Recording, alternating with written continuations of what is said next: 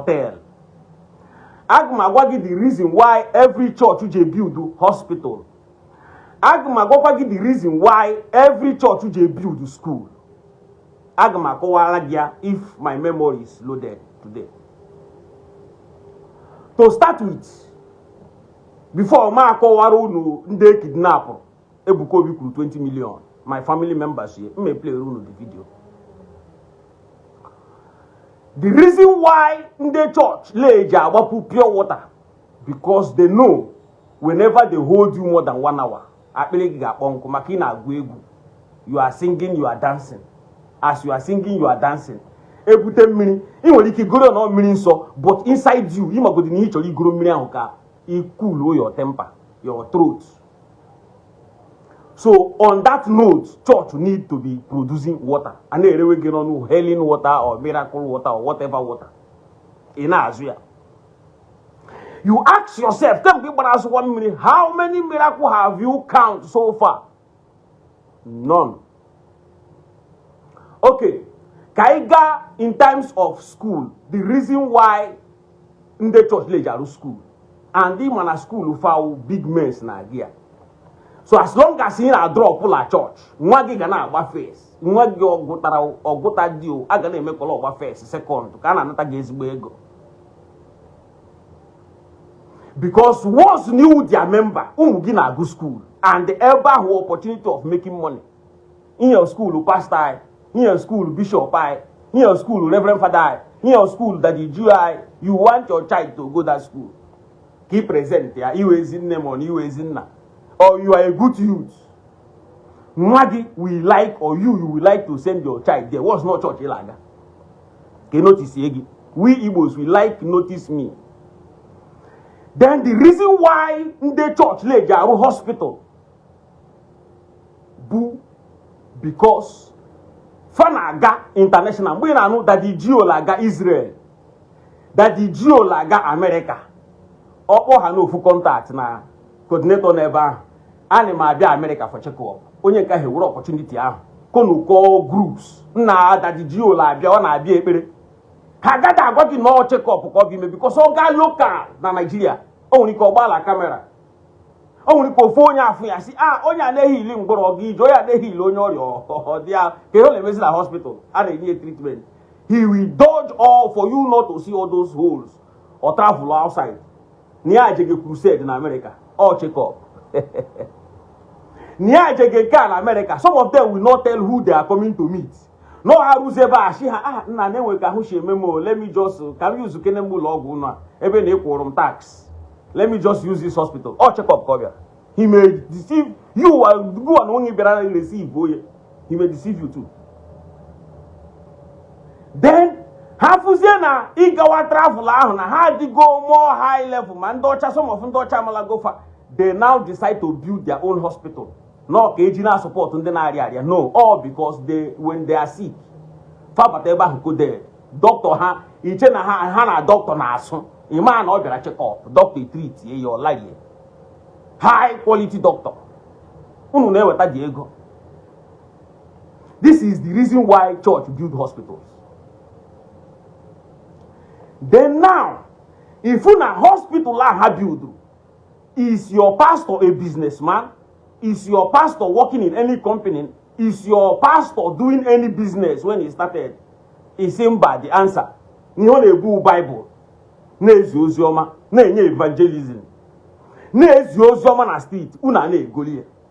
Now una go here where this your toto. Or feel is no we go advantage to use the crowd. Social media help them now to, when they see crowd also the video. And when you got full crowd, everybody start to rush there. Akowarangi, the reason why they build hospital, they build schools. Even some of church, they have banks. They build banks. In any members, they will have it all. They will have it as company, they distribute it to their members. Business and aga. But before they start, how about jobless criminals? When we look at them when they start, Okay, now, being saying that, let me go to the reason why I want to analyze video of my brother. Hey, this Sunday. Good evening, sir.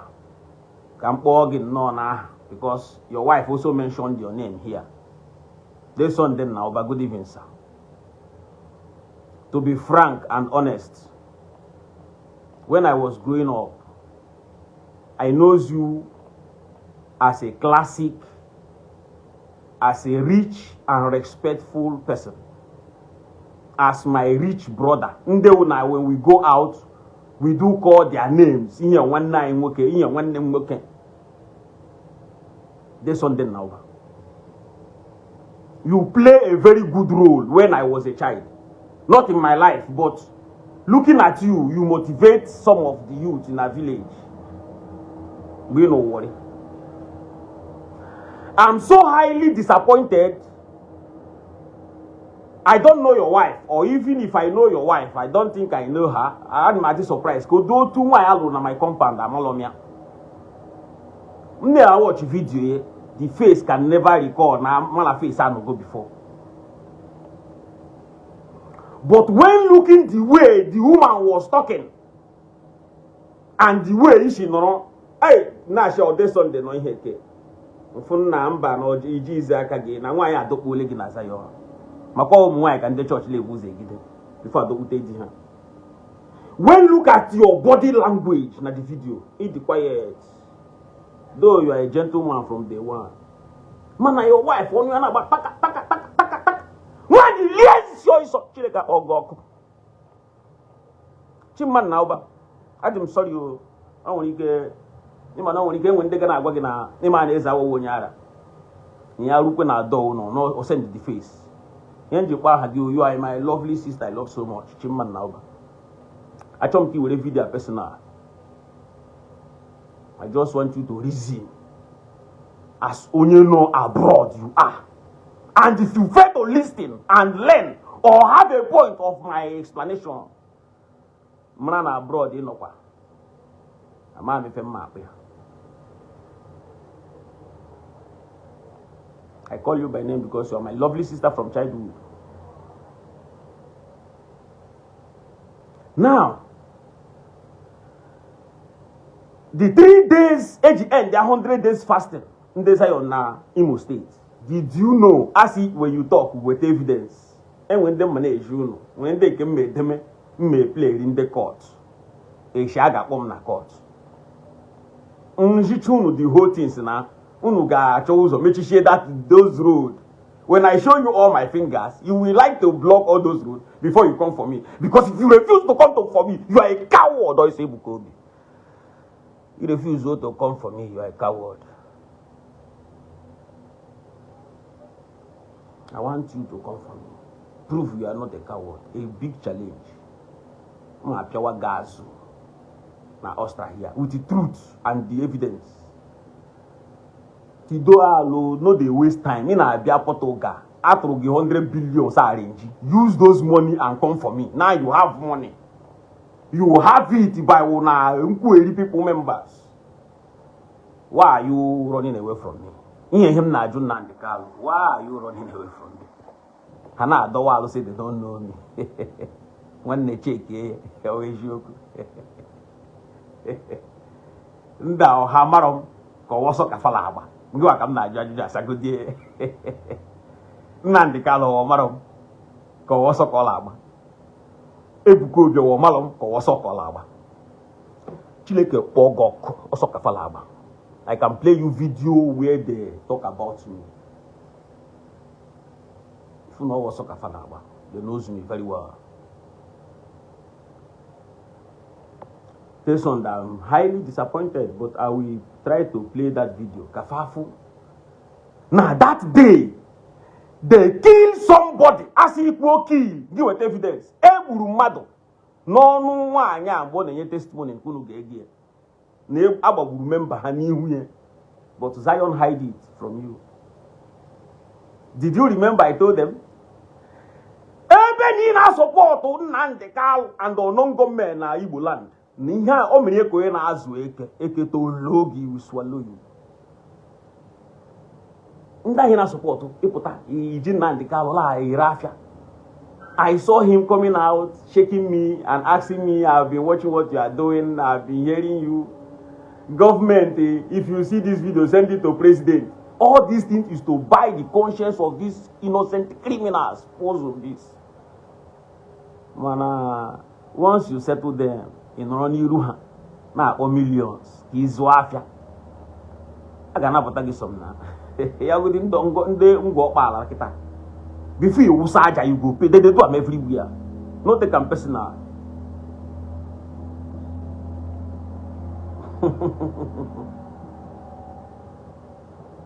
Ebukobi with your power, Omechalafancha. With the noise you make, you come to government house in Imo State with hopes of them. The criminal in Imo State. Oh, hope no way on also. Hope, don't you know me? Hope or Imalom. Hope or Imalom. Yeah, Imalom is your man squad on Yambo. Hope he claim on Imalom. Na 210. Oh, moi, but I never follow the Bulu meeting. We mature gonna hope. Come close your mouth also. You know me very well. Mention one guy and you get claim on him. Because you get claim, say, you know, they watch me when I talk about you. Why are you people running away from me? If you don't jab at your wagaso. I will prophet. Abraham Ebukobi, Niti don Igbo Land. Igbo Land that he na support. Now support Aro, name lockdown, non-government. You never bless her, never bless their leader, never release their leader, name everything. The same people will swallow. How got to go on Imo State? Take me that video. In Iji like Lagos, so people got balaga. I'm asking how many people was killed that very day, that 3 days. Mana based on una member unye nnam, unu ga no voice ya. Ebe okwu ye na egburu mmadụ n'ihu ya. With your power, with your sticker, with your seraphic nkwueli. You know, ask ahụ ndị mmadụ. Ipiacha mmadụ ka o buli ike, but they are donating millions for you. Why? Why are they donating millions for you? Jesus iji na asa ndị isi. Virgin Mary une Jesus iti azugi jine erinde scam. If we have Virgin Mary were aha Jesus, you na one them mad offering, more na one them mad ego. If you can the Bible bia azu no oshi, if we have there na Jesus Christ is oshi. If we have there no na ego, no na offering. I'm from your brother Bunu Gari Israel. Your brother say na here webe Jesus no law la church na video una na watch here, but you people cannot listen. The worst o omere ka mgbaye ndị na arụ mgbada enwere okige shiru kata mgbada afuzie ni ukwa no mgbada mana o nwere ike ogamigo o chowazi for the end. You all, many of you have chopụta go mgbada na unu zombies m na akpọ unu mana ifu na achi for the end. Mgbe enigwe mgbe Jesus ga-adị agwara na Jesus ga-abịa 2020 2000 year 2000 ọ na ọtụkalụ gwara na Biafra ga-abịa 2020 no ndị chọọchị shegbu the same things the same alaezu na oshi. I believe mgbale lion whenever you believe in Nnamdi Kanu you believe the Ebukobi you are a zombie double. You love Nnamdi Kanu hate Ebukobi you zombie double. You love Ebukobi hate Nnamdi Kanu you zombie double. Because these two criminals are just after your money. They force hope.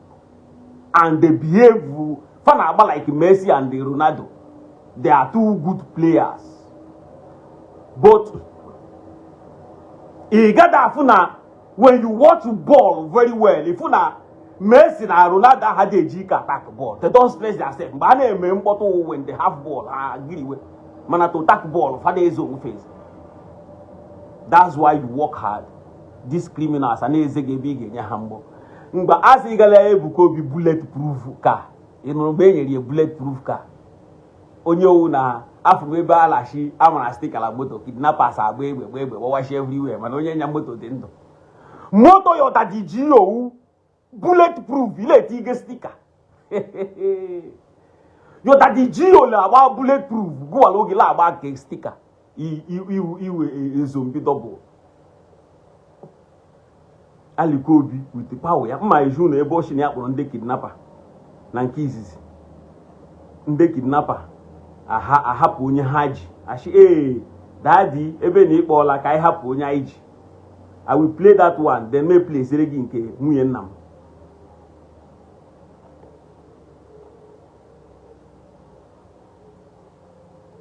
Daddy nna na-akpọ ya daddy Ebuka Obi a non-entity criminal. Give me the phone. I gave her son and she gave me her phone. And I spoke with the kidnapper. I spoke with the kidnapper. Hello. This is Evangelist Ebuka Obi.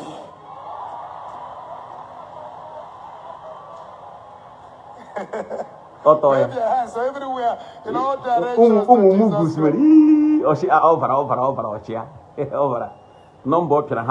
The first thing I heard when I mentioned is Evangelist Ebuka Obi. Show. Touch your level, say show. Touch your level, say show. Now, when I mentioned this, Osim, the kidnapper, is he Evangelist Ebuka, the one in Agwo? Agwo, my child, I said, yes. Oh, she yes. Osim, sir. Oh, she sir. I mentioned sir. That was when I know.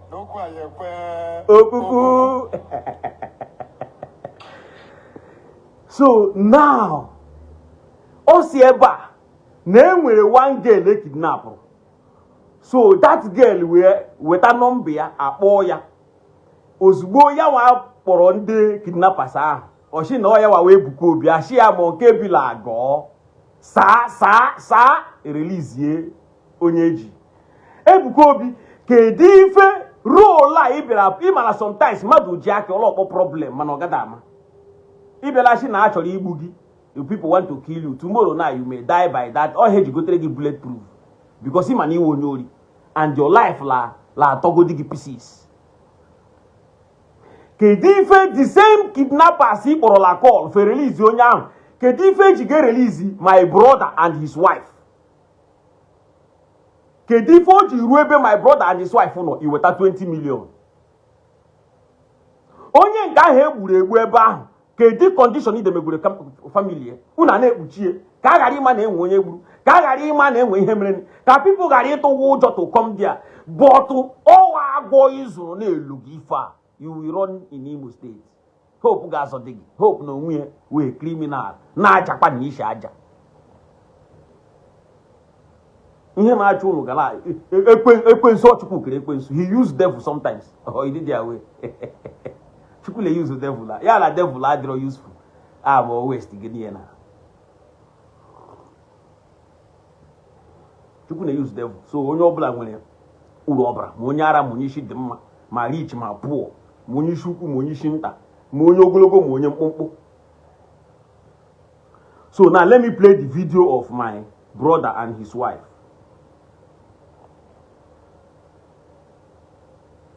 Okay, let's go there.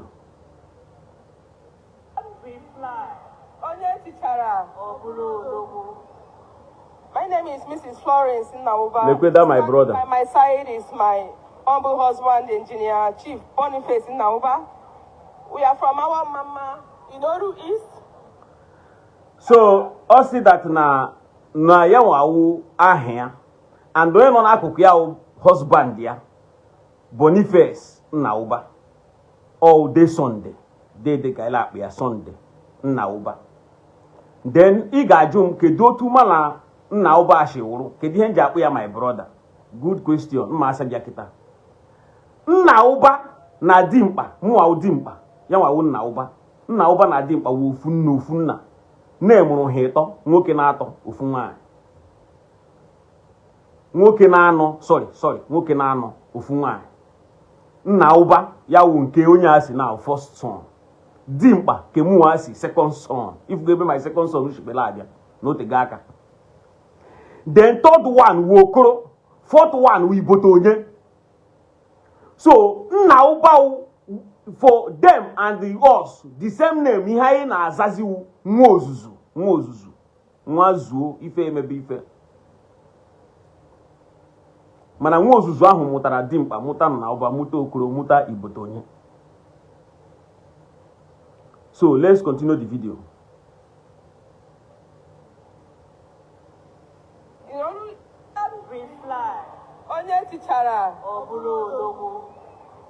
My name is Mrs. Florence Nnauba. Standing by my side is my humble husband, engineer, Chief Boniface Nnauba. We are from our mama, Inoru East, local government of Imo State. We reside in... Nah, Legodika, my senior brother, this on them. Legodika, my senior brother, she no kushishi. Umwa is a young. Then I feel Legodika, my senior brother. No, those all my brother. No, I could get the much. Oh, I go and work in a reason here. If you are a married man, you will understand the condition of this man. But if he can remain her boyfriend, girlfriend, you will not understand this video, the reaction or the body language of this my brother. Accra, Ghana. Zionites, we are here today to appreciate this God of Zion who cannot fail. During the 100 days crusade, also they are here. More are we anyway English corner sooner. Let me leave the video so I will come back. We made arrangements as a group from Ghana for their food. So on the lockdown that was on Monday, we left our hotel room and picked up the food from the Petra to deliver to most of our members who are still available at Ngopala.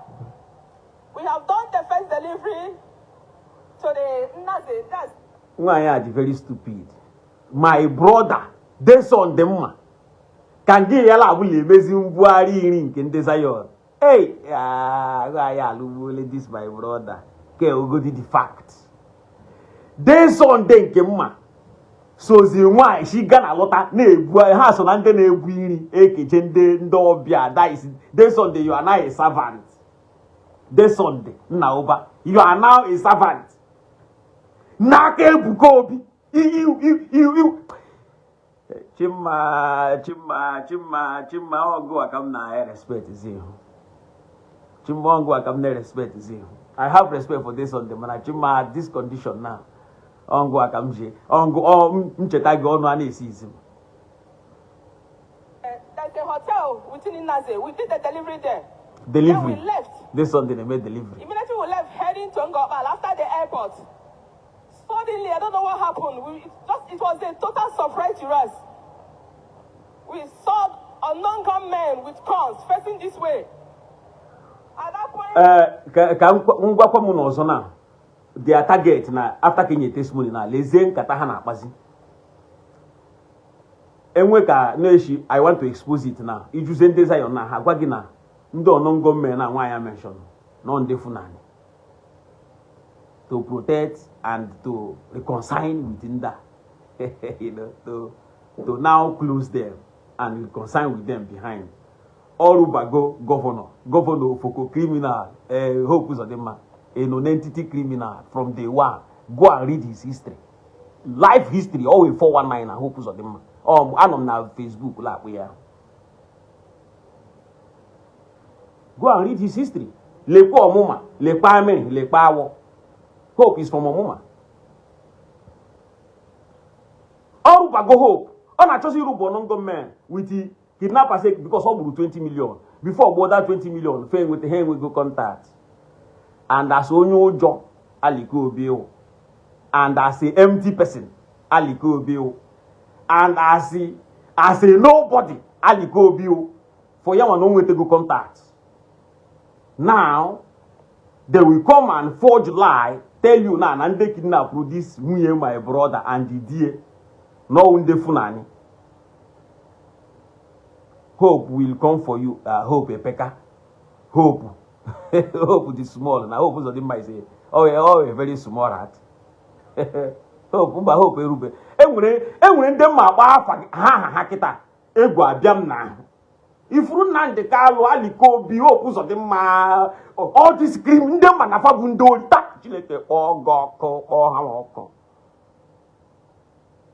I would like to use prison yard as my yard because of my truth. That one goes well. Carry on hanging. They should go my senior brother. I should know on a prison come no. No nan the calum na prison. Ni man not happy. Okay, man nan the calum the happy no na prison. My name will news na man make with the unu geji unu ma unu nebuchikwe. No dey say no shape buchinke. IPOP if unu nebuchi unu ga no do kwame no. Maka na nke Ikonso when Ikonso die as my brother maka couple attach my brother ka unu ga no me no. Sunday na over na attach him as a brother. Unu ga no rere me no. Ikonso was my brother. Unu ga no me no. Mana IPOP if mege somewhere now unu ma. Man unu agada no me no because ogbasa dem. Because unu Abraham koe ashi no mu agburiye. So unu macha na enwere mpawa igbu mmadụ. Ila agbo nyara so you won't die. Nde kweri nwepa wi igbu mmadụ ma ngi akpọrọ m onye ịma na m egbufu m if I have that power. And even if I have that power, who gives me that power to take somebody's life? I know the value of life. I know what life means. I will never, and I have never take lives before. Man, if truth will take your life, my bad, you know. Now truth why I speak will make you to die. Meme, nah, rest in peace. So, my baby take because everybody will still die. I'm going to one home gang with down. One day go die, go. All turn by turn. So let's go. There was a car that was ahead of us. The place, the road there has a bad spot there. It's like the guy driving the car in our front was a bit slowing down to avert that pothole. Because of that, the gunmen came out with speed.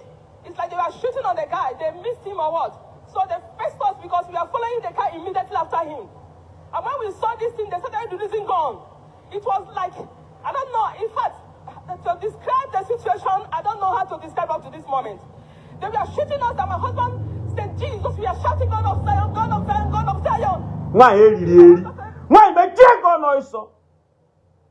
Why did you bring your stupidity? You make I'm not my senior brother anyhow. I want to respect everything on them. Why you make me to become so arrogant to where brother son them will respect God? God of Zion, God of Zion. Ma babu madu ni hu. Who are you kind of agent? You didn't know there was another one shooting from the back.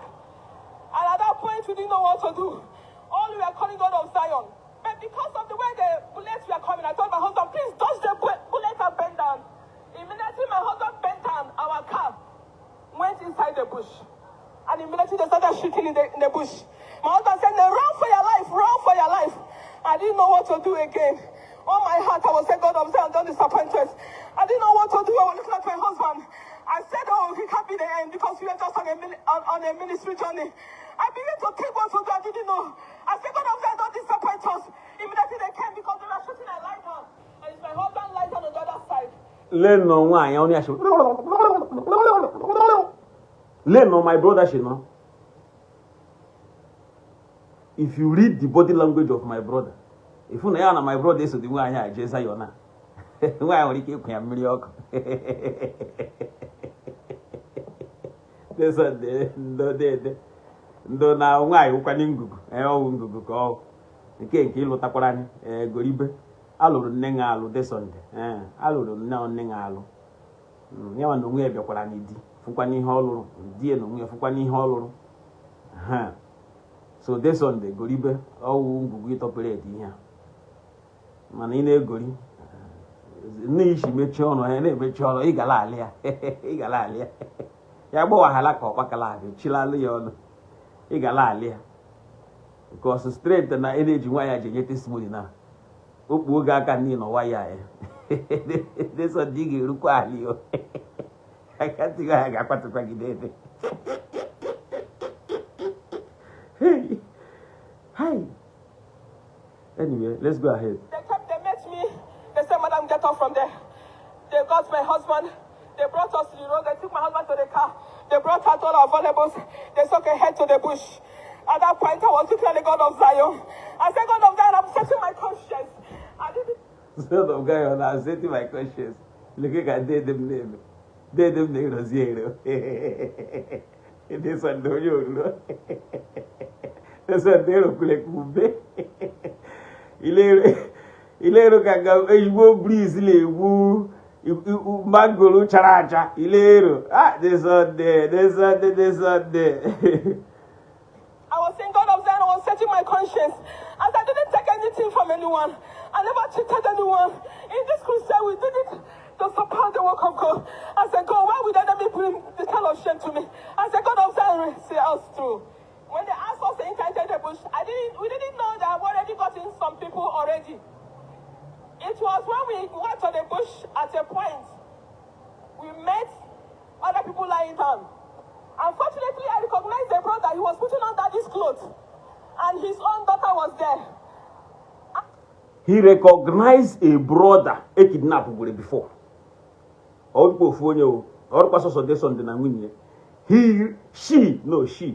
She recognized a brother. Now that brother put on that with the daddy cloth, they still kidnap him. We are dead. I'm talking like expose the testimony. Hope you mapurunge. Expose the wound actually lay testimony. Hi, why you mamma? We are dead to be cool. I like to delay you. Manu was a big laugh no testimony though. Makayama no no way idiot woman. She is speaking no testimony without knowing on the expose issue. That she saw a member with the daddy cloth. Oh, you wear say daddy. We are actually now Zion now they draw the father of Zion. Kidnappers say rumor spirit ebu. Makanga he say ebukobi. In hope like with the spirit. Now she say ebukobi. Osisa he say akwa he nwere spirit ebukobi. Ekuru ebukobi, kuru akwa ebukobi, kuru onye yi akwa ebukobi, kuru spirit ebukobi, kuru elimofia, ebukobi ma ri ndongara. O mechara fancha aja. Ofuchara fancha, ofudikpanka, mba ofudia. Nanti ko gege na ofudikpe. Ofudi no game happen no and put on social media na ekele hope so dị mma okudi ihe mere happen ki ghara ịma na onwe di power ki ghara ịma that he did nothing ki ghara ịma na ndị egburu na ndị kidnap ka ọ ghara iwu n'ọnụ m ka o si maka eme ashieze ya yi with evidence nwunye nna m ọ ezigbo nwaanyị o expose a lot of eziokwu so nganti mgbe ọ shi na ya afụrụ ememba ya akwada adị ka mbuchitu ya azụ.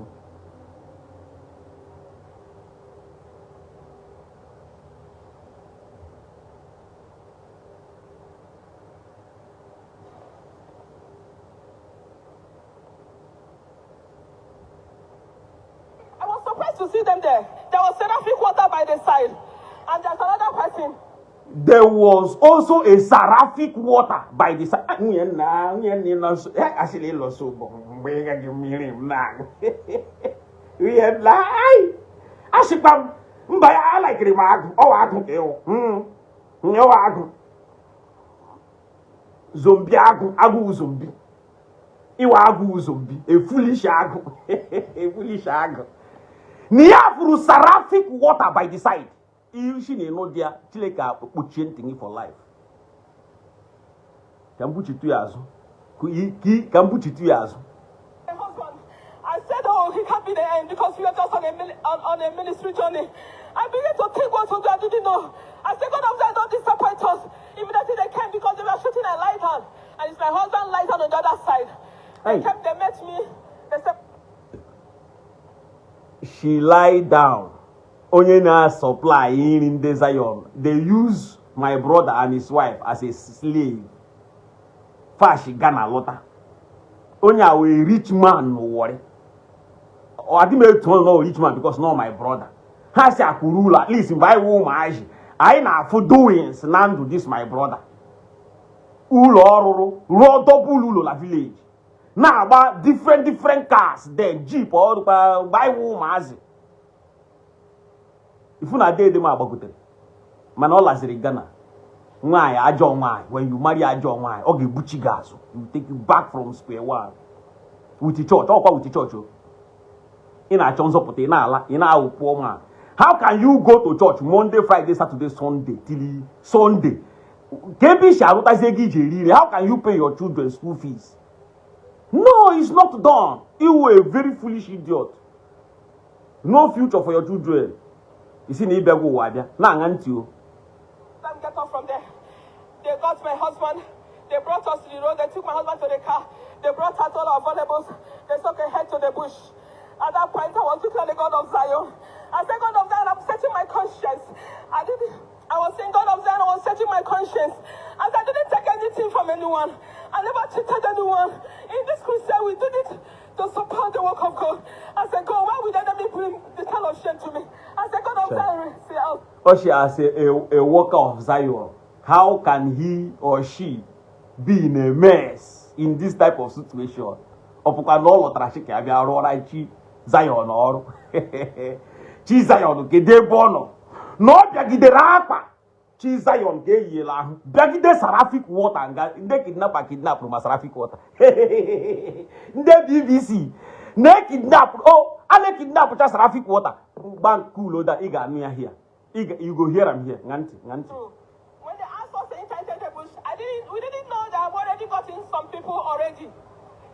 It was when we went to the bush at a point, we met other people lying down. Unfortunately, I recognized the brother. He was putting on daddy's clothes, and his own daughter was there. And I was surprised to see them there. There was seraphic water by the side, and there's another person. In the time of interrogation, before the interrogations, we were saying God of Zion. And they recognized us as Zionites. They were asking, where are you from? The brother said, yeah. They recognize them as Zionites. That means if I Ndi Igbo, if I were non-government, as this woman called them, Manechile, if a buka will be hiring Jigenambo to come out and propaganda non defunani kidnap Runda. Yem Jine Kuyena Kahamana that Nejipim their insider, no more ways a pin code. If a family will arrange now, next, whether they will bring this woman out to come and say, Nanda, no funani kafanaso. Mo, them, they said they will call their media warriors. Fale die, Nanda hunde funani. Because he want to work with a non-government. Mako yaruna with a non-government, igahama. And killing sagadina dizi. Icheze no more power. If rebo shilabia. Mananam, anachagego, fire to gossip. Once you supported them, Ndeli la ha hot to go. Their spirit is inside them. Now hot no one support one. Once you support a non-government, you support IPOP. One day your day are coming. Ndeli life ra hot to go. They cry, they enter sorrow, stress. If I ile kele nande kawo, mama ya wona na ngani ntio. We said that we're just coming, we are just on errands for this program, Zion, all that kind of stuff. But there's one person that said that he's a pastor. I don't know who was there, but the only people I forgot were the two brothers we kept. Even passed on the Zionite. Kidnap seraphic water. If we end now we kuwalo, kidnap seraphic water. Kidnap apa? One brother ya kwe bukobi kidnap kwa seraphic water. Brother who ya kwe bukobi kidnap from ayama nwe nke obere. And they recognize it na how Zionite in the Hagar.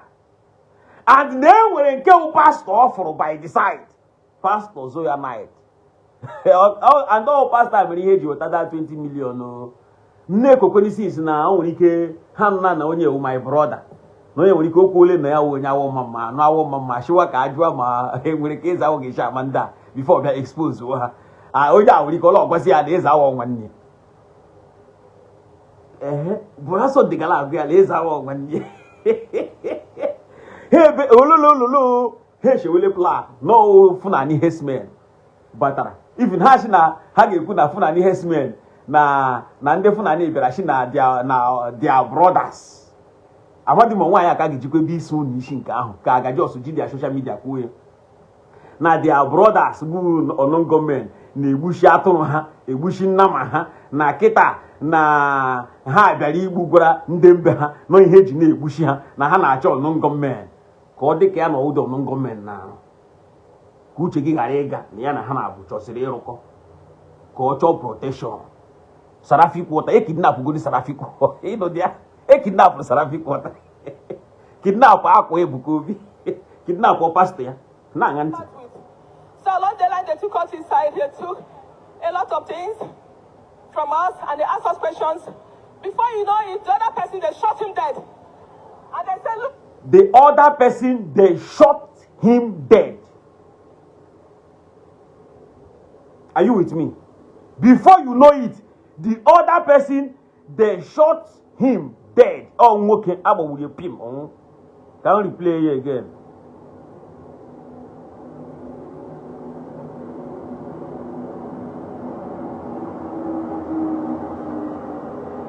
And they asked us questions.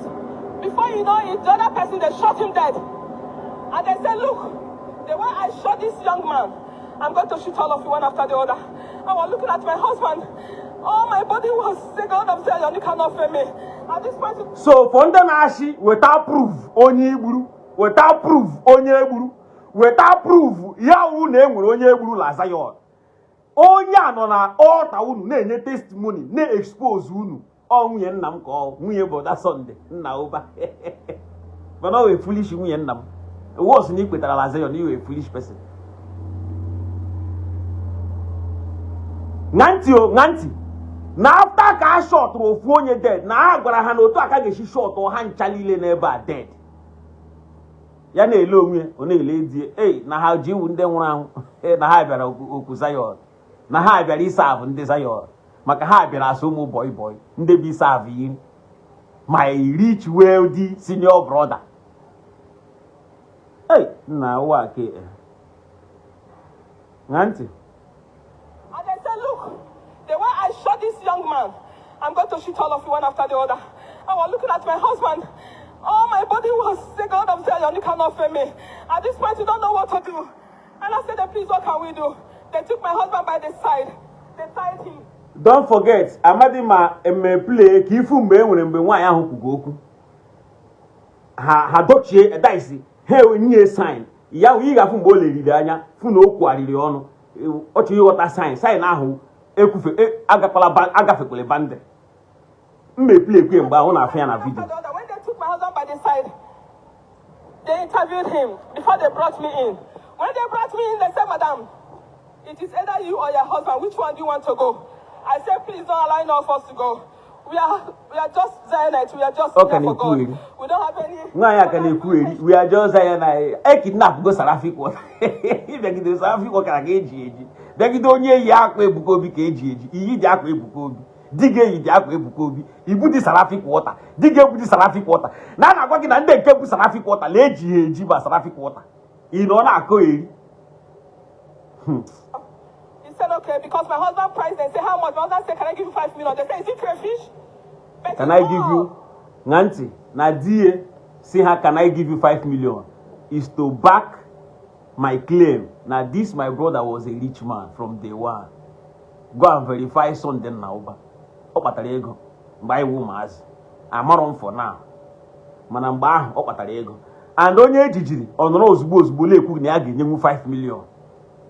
Ị ga-ama na onye ahụ kpatara ego maka deede nwere ike idiot ịpụta ebe ịlakpọ m onye ahụ akaụntụ gị nwere ike ịnọ na minus ịnọ na zero.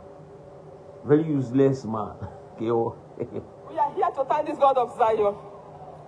We started calling. I don't know who to call because our head was filled. I said our demean in Ghana is still around. He was the one that's supposed to receive the food from us. So the next thing I did, when they brought my husband said, the way you tied me, in 2 minutes I'm dying. When my husband said in 2 minutes, I saw him and said, my husband. Hey, this on the abu. This on the abu. This will land the level. Yeah, les gens don't go very good. This I get kiabu. I got caught to put a frolo. No one can wash a caught Ishi. Then so they will lose a king abu. In the level of Zion light. Don't take a lot the color of la query. One day he will get me. Oh no, God, I get ya. Query. And then he now, the no, there, the Aradiana. Nandi Galo, the This on that now, what the They la the Aradiana. Him and the other name went to small kochi. Ever be their way. I said, please don't kill my husband, allow him to die. Whatever money you need, that we are going to provide it. I said, we have people that will provide this one, don't kill him. Please don't you people are not poor. Can you put a zirigi borrow my uncle or my brother? He borrow my brother. He gonna serve na Zion night. One day is our very useless woman. One day is our body agena serve na Zion night. It is Sunday, go on when at least he clear more na enude, he fude, he won't take it. He man a malanda when there's something to say. He jena serve, he serve ganamni and I'm they happy. Neither a whole goa. Look him there, he generate respect aliko a poor criminal.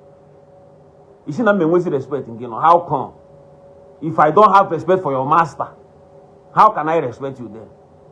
No, to lay now. If I can beat your master, I will beat you too now. Before I reach to beat your master, now I don't beat you now. Makuya madi je ko master madi. I don't know what touched them. My husband said yes, and they untied him, and they said. Voice ya change eba. Benye ni sign. Benye ni sign auntie. But in all, we are here to thank this God of Zion. Okay. We started calling. I don't know who to call because our head was filled. I said our demean in Ghana is still around. He was the one that's supposed to receive the food from us. So the next thing I did, when they brought my husband said, the way you tied me, in 2 minutes I'm dying. Make my husband say in 2 minutes, I saw him as if my husband's life was going. I said, please don't kill my husband, allow him to die. Whatever money you need, that we are going to provide it. I said, we have people that will provide this one, don't kill him. Please untie him. I don't know what touched them. My husband said yes, and they untied him. And they said, can you make a call? I said, yes. I called that out me. I said, Sam. Okay, she is our, you are celebrating like someone who have hand in the kidnapping. My brother. No, the reason why I'm celebrating the una, Ebuko Obi Putala altar. Although Pere Makan Nandi Carlo. The same Nandi Carlo voice Yana Nozi Pako. Oh, he has sign of you for one year, because it was she said will not save you. We have been kidnapped. Sam was surprised. Said, please call everyone. Call daddy. Call daddy. When we got in, call daddy. He play first video. Mbaboro daddy Ebukobi. Or she know yawa. Kidnappers a release on age. Oh here I know no Ebukobi. I can still replay that video. Manananke ashi oh daddy. Ya was a daddy. My head daddy meta. Daddy was at 20 million. Now you see the kidnapper. Maybe we give na 5 million. The kidnapper Shimba. Daddy ashi okay 10 million. After billion lile he could get kidnapper 10 million and 20 million. Hey, Ebukobi Bukwaki can Nandi Carlo. Or you can't sort of get Nandi Carlo, Nandi Carlo, you can't sound.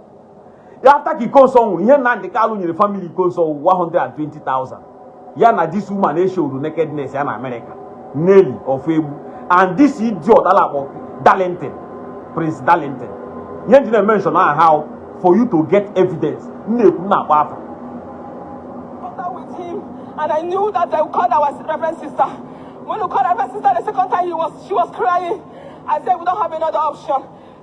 The kidnapper said, look, it's either your life. What we are demanding is $300 billion. Near demand, they got $300 billion. I am a doing bash. $300 billion. Okay, now, when that America there are risky life poor masses. Unenye dipe billion, una potale tuonu. Kashi na hangwe squad. Were squad Nigerian police. E nwere gige nye ha na Nnamdi Kalapụta. Achọ m ikwu ka m na-ekue like ọ ga-apụta ka unu ghara unu ma ihe mere n'obe ka m na-ehukwe nnọọ ka ọ ọgaranya unu ga-anọdekwa m okwu n'ọnụ. E nwere ego unu ga-provide ego unu ji scam ndị mmadụ mgbe anyị na-arụ guy ị ga-agwa mgbada na ibu 50 billion bata mgbada aba speed ọma na ihe nwere ike ihe plan gị na-apụ ya $1,000 or $2,000 ọ uruze mgbada laga time uruze mgbe a ga-ejezi ego mmanụ ego mmiri o weta 150 o dipendere ego ole zitere. Billions lillahi berana scam, you putting the life of those poor masses in danger. So kidnappers they have no choice. Now the Ibia chose in the up hand. On here Gidoye Kahu Yapa. Makonya Kahi Yapa Gosi, O Yako Bukovi Gosi, law up hand and up hand. On here Gido for pastor. On here Gidem of Sarafic water. Brooke Mande Kane ne distribute in Egidepeha. Because I'm an Egidenda, Nego Gapata. Billions are life in the mother in a 5 million, 2 million, last, Ila Yohana 20 million. Ashigi with that 20 million. Eke got 20 million. You refuse to call your power. Idiot Ebukobi. You refuse to call your police. Iji me jail arrest in Eko. Nimure police. Police has all these Zigilanka. Hope that man will help you for this one. You refuse to bring money. We guy go there. He claim no nimure. In a porn crayfish. Like Egoli Lee when a name when a key hustle with it. A gadash. Ige bere burike manini Diego ha bia to wara gego iga piacha madu burike piacha ni onwe na ichi need a billions I piacha onwe billions ha bia from nowhere. Why is anande madu billions audio billions so yeah audio billions na actually. Let's be going.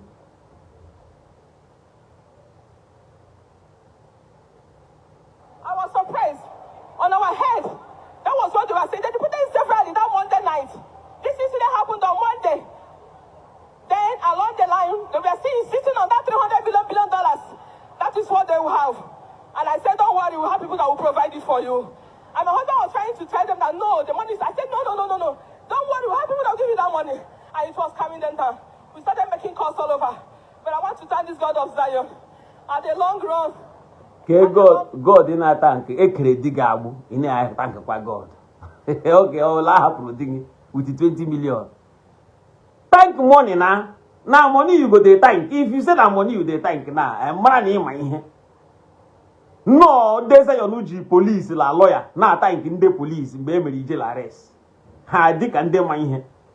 He carry tank work money. No way goes wrong, not able to go be wrong.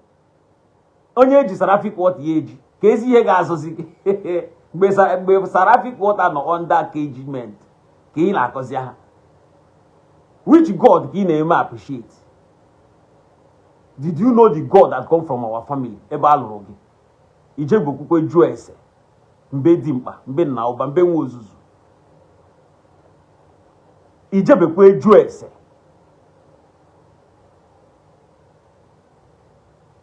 Imokwana na adingu the prime minister of the Mojai. Idipa away, are you away? Na adingu this idiot le gwanya. Your husband, the father of your husband, was a prime minister, but when he was alive. Are you aware of that one? I want to see Bueze. Eza honomba mukama. Go and verify history. Oh, Henry will here by force now. Spiritually, I'm ruling our mama. Fane kweta lole. Even here now, when they notice our mama, make a baby so our mama, Nandi Kala Pata, because Diko Wutegi, or Muakahana to Jolila. Ndeli lebu, a opota de ha, Ndeli leki na pro, Pastor Hapata de testimony, Pastor Hoku. Onye Kahu Yapa, Eburu Masarafi quarter, Bruma Dotia, opota de testimony. Mananka our mama opotalia, always our Kala tojo.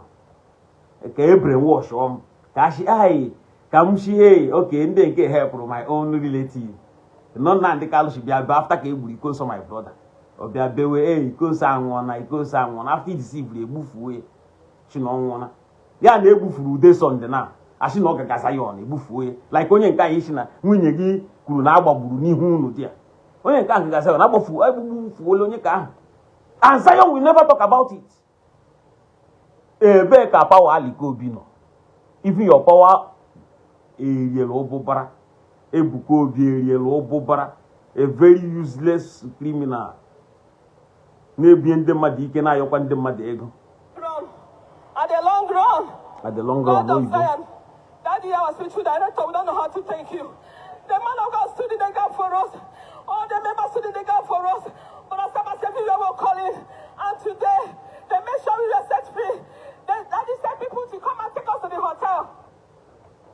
The members and the 20 million members, 20 million ke buko bi nyere o. Maka otu aka Nnamdi Kanu shi ni iko so 120,000. After kunu raise 50 million. After kunu raise $50,000. Na broadcast yawa na Darlington ime. Nnamdi Kanu and Darlington, they did that broadcast. It raised $50,000. Nishi Ikonso. Ihe nyere Ikonso family Ikonso 120,000. Nde sayo no nde na ihe ga-agụ unu na enyere ha 50 billion. Ọkwa 20 million ka enyekwe. Ama m na raise 100 million. Na our brother eji. Ihe ọkwa nwanne eze awọ. Biko ni. Aya na hapụrụ ndị niile. Aya ga hapụ nke nwanne eze awa. Deso ndo ga-abịakwa ni kele m. Ọ ga-amakwa ni no spirit m no ụjọ ala atọ m. Bute eji raise ego mee ọ dị free.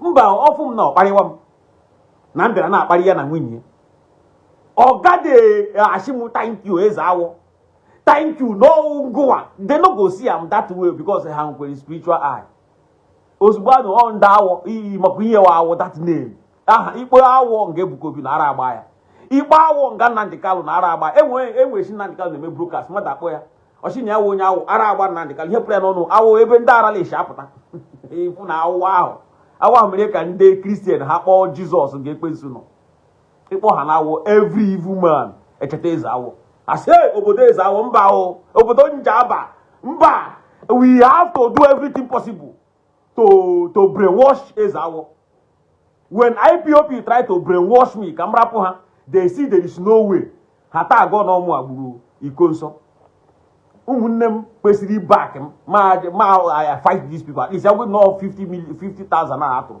ha ga-ebudi 1 kobo ha ga-awọpụta ya eme ha ihe mere Ikonso eme nwanne ha ihe mere Ikonso ya mekwu ya aja mana ha bịa gwa ha na ọmụ agburu Ikonso ha believe oye so why should I go and fight again the same way ụjọ ahụ mgbe ọ nụrụ Ikonso onye awọ mama ọ dịka owutele ha chọrọ ibe anyị ha chọrọ imemu emotional blackmail ohe Nnamdi Kanu ha Ikonso ya n'ọnụ ụzọ ụlọ ga-egbufu ya unu setri up na you also kill am because you sent him to attack my compound he refused ọ sị gị na mba ahụ na mụ ahụ nna ya ukwu isi oke ifili na your brother gala akparị m ndị gị na nke ndị ọzọ ije ndị ize gị na nke your brother Ishi m na ịma ihe abi he take the address if you watch the radio Biafra sometimes ha na-abịa mention ahụ ụmụaji ha na-use I mention ahịa I mention of village mgbe ohe expose go ha to Nigerian government mana Nnamdi Kanu aja apụtala expose bere so ma nnọọ Uchemefo shi bịa jụ ya wa ajụ ọpụtazi expose Uchemefo mom iju ha n'ohu jangi imelu ha na ọ gara apụta na Facebook ekwu maka gị nwa na azụ ka ọ ga-achọwa way to do one or two things when he had Ikonso onye awọ na mụ onye awọ ara agba ya ọpụta bụ ime emotion blackmail when Ebuka Obi had na onye eji wu ndị awọ and o nwere ike ajụali ya awọ ebe maka ana m ekwu village m shi na all the time ana m ekwu ebe m shi all the time and e nwere ụmụ zombies ma ndị ụmụ atụrụ nọ America lesha America lọtali aga iri la nke Ebuka Obi how can you come back from abroad wuru mugwu useless you come back from abroad ndo crime mbushi na travel is part of education you travel chigata azụ ruze mmadụ na-enye millions ka ije n'igwe ka ọwụ ka ihe gawara gị ihe ochaga aga gị ebe na maka 100 millions ma how many minus na account unu to raise that such amount ezigbo minus kunu minus and that money Ebuka Obi ga-enye achido unu achi na okpere gị ekpere ka ibute ike ma ya wee ebutebedi ike hey na-anya ntị o nwunye my brother kwugo okwu o expose ndị a wewe and they took care of her when we came out. Today we are here to thank this God of Zion. O si Zion akpọrọ daddy kpọọ the whole members they start to mgbe ha nụrụ na ọwụ onye awọ nwanne eze awọ they start to blow alarm ihe ọkwa nwanne eze awọ biko ihe ọbụla ị ga-eme ọkpọwa onye ọbụla ihe ọbụla ị ga-eme ka emechie case a ka eze awọ chọgo no afọ na eze awọ no ha the same family na ọ ga-anụ ya. I say okay, let's fight and rescue them. Rescue ha. Mgbe after rescuing them, they put them now in a hotel.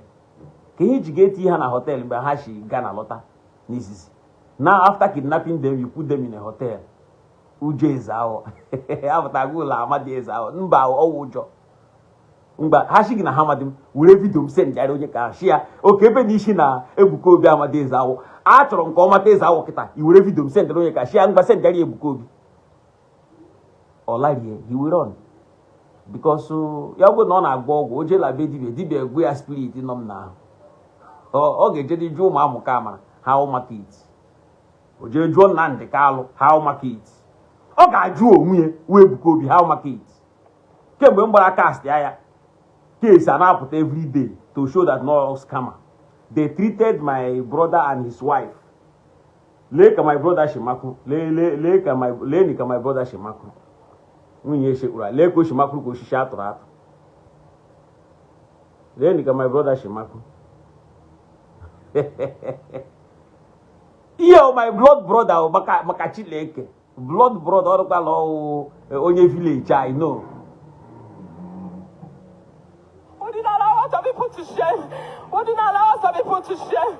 We are here to say the God of Zion. We did not allow me to tell my husband. I'm not the God of Zion like that. Hey, look at this one, dude. Hey, look at this one, dude. Hey, look at this one, the shit Uralio. Hey, this one, the why now? Hey, why now? Hey, look at this one, the kosher shit one. Hey, this one, the shit Ulal. This one, the shit Ulal. This one, the shit Ulal. Hey, this one, the shit Ulal. Hey, look. We agwo emele Ebuka Obi akọ ya python lekwe we nye mege lekwe he we nye mege echi le Ebuka Obi akọ ya python lekwe wait lekwe agwo ihe lari so na ihe mere no na imana kemgbe I'm just a busy person now for that na these criminals are running na claim they don't know me.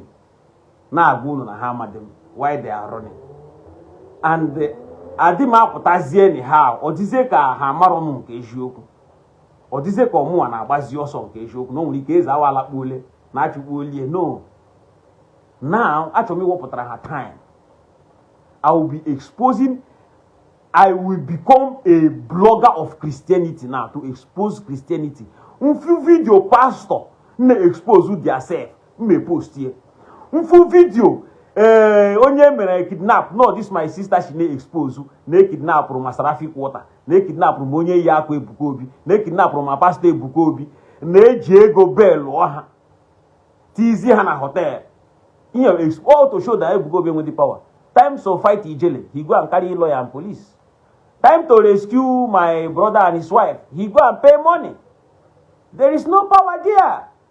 Even magic, Ebuka Obi gemeli dikwe magic ale me paper ure ego me arụkwa fada ụlọ ọma. Ebuka Obi gemeli dikwe. Ihe oji ọnụ. Ọ dịka ndị otu Nnamdi Kalu oji ọnụ. Agmenyu nu Biafra 2020. Agmeje Abuja bute Ishi Buhari. Ka Ebuka Obi wu na onye nọ n'oche esha ga-esuwe gị ị ga-anwụ because you are not the choice of Nigerian youth. Nkwueri ndị niile ndị nkwueri. This on the generation why. Hey, this one the no now, child.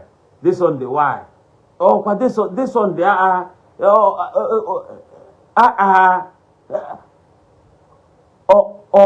he this one the go and na-ebu jeep. I hello de Igbo right horn pop he why no glass. Onye jiga ma nwunye nya maka mgbe ọbụla na nọ n'ihu moto mana amadi m ya like that. Because why you lulu dear, amacham hancha. Mana nwunye nya I'm not watch this video, I don't know her face. Only gag ma me and mbunu na with Christmas so man I didn't recognize her face well. I believe him new gentleman Ishi need a law second wife. No, here go that your wife, but I didn't recognize her face. This one them ngant. Ndo crime si na mbolo leki ihe ga-eme mmadụ ọmara ihe ndị abụ owu si na nwata amara ihe ọfọ nna ya amara ihe nwata ga-ama ihe ọfọ nna erekasịala ezi ama ndị abụ owu kwuru so ṅa ntị na ọtago gị and all the grace of ụjọ a na-atụ m ka eji rescue oge na m bịara kwuo na ụjọ a na-atụ m o nwere ike nke a ga-ata gị ọzọ they may not come ịbịa prove ore m na ha tụgadị m ụjọ they may not come and before you know it o nwere ike loss go your life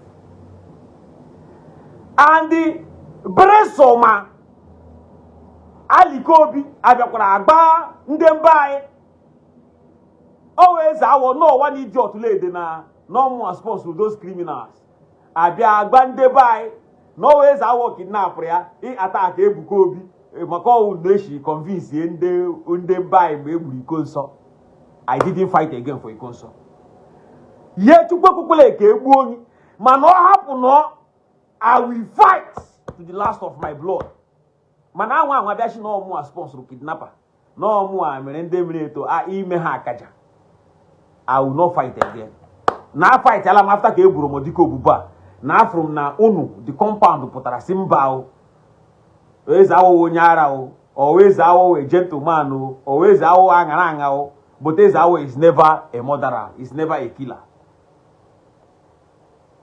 Then I may consider you fools and still fight for the right. Without so, eager for the palm. So what am I trying to say? One, Ishi dey quiet in whom and not buy the idea. Don't forget your father wrote 2 wives. Your father wrote 2 wives. Don't forget it. All to show that no a brave man. And your father was a prime minister. It's to show you no a leader.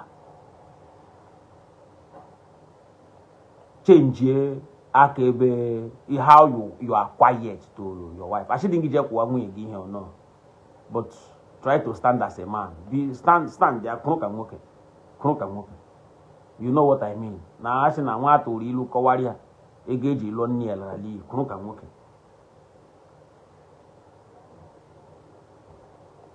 Kunuka nwoke ihe jishi gi kunuka nwoke ona iku ka nwoke. Igade eso mu enyishi Ghana lawa je na-eke nri na-ebuari nri. How embarrass you embarrass me. Even yourself. Ila soro nwanyi na-eje ka ariri ndị Zion nri. On the process they kidnap you. As in a loss of your life, she in a so win. Why you so made Delilah, je wufo, I have a bewapa. Hashim is our one thing I want about to wego. Mbiasoro to 1 year go family. I got for the bandesa, you know. Bagashi to wego na chilling. Because ya won't be like Yosi goes or shield. I got a fucking IPOP. Oh, woman na kaga haporia. A 2 woman na yi goes. Aga for the Pandesayon. Ndesayon choko di biabia. Aga kwukwa ha ụgwọ. You go pay before a were boss gather some sisters garden or brothers. You go pay. So what am I trying to say? Ya ona nwunye gị na-aga church. I nwere ike ichi stop ya na ọ na-ebute ụlọ okwu rapụ ya ka ụlọ ọga but stand as a man. Enweghị nọ na church this Sunday. Ihe awụ ndị ori. And the line na kemgbe gbara leni jugo n'oyi na ịdị akwụsị na ichichala ndị church your money. You don't give all of your money because I believe you need hapụrụ worry lawa Ghana akara according to your wife. Ogosi no nwere ike imego retire na your company na oil company na arụ. Ma o na asa akụgo gị o na equity go job. Then you relocate to Ghana. This on the one all the Ghana ka kwesịrị ịga level ịnọ. Leni de Colinus de onye nke shiri go ụzọ oil company na Warri. Oh, America ka ọ kpọrọ nwunye ya Lanka. Na-emege Zion night ifuru de Colinus go shi America with nwunye ya lọta. No, ebe a nke ọ nọ na-enjoy pension ya. And they kwesịrị ifuru full step ya na. You suppose follow the full step of onye ji de Colinus mere ihe ka your boss. Don't know funna your father. But oya nwa kposhiri many of unu ajo Warri.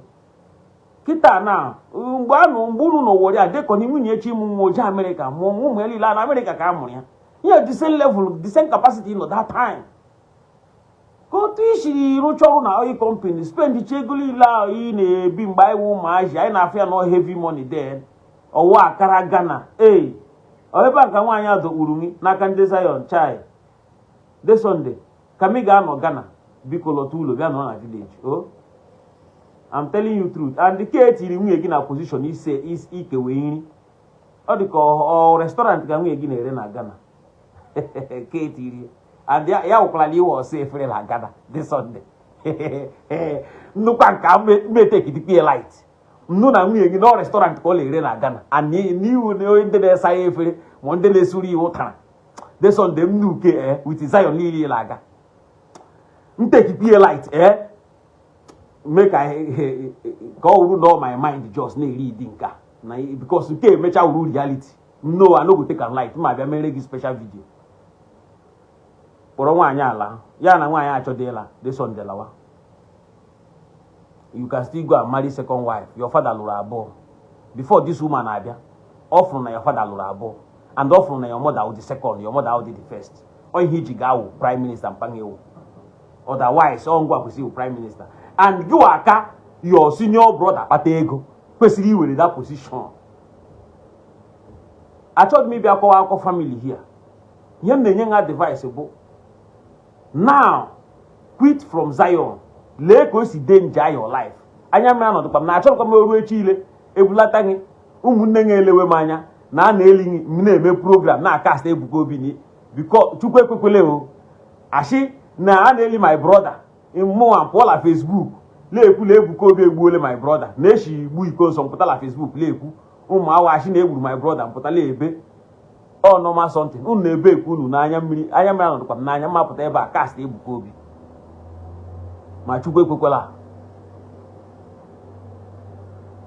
lọta home idigo machọd ma ila America ma ila Europe chọọ country like dekoni ila relax ya enjoy afụfụ niile ịtara na oil company na Warri all the Ghana and the church will scam with the level men ị ga-eme iti level ịla akwụ mgbe ahụ eche m na ikwesị ịdị wise up na eche m onye kpata ego iti volleyball akpatakwa na ego ọ onye nwere wisdom na-akpata ego maka ego wisdom ka eji akpata all the strength all the muscle